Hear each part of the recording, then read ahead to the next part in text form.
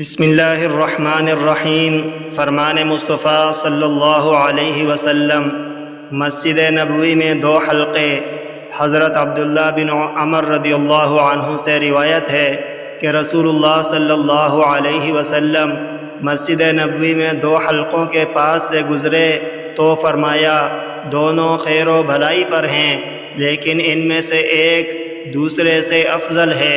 رہے وہ لوگ جو اللہ سے دعا کر رہے ہیں اور اس کے مشتاق ہیں، پس اگر وہ چاہے تو انہیں عطا فرمائے، اور اگر چاہے تو عطا نہ فرمائے۔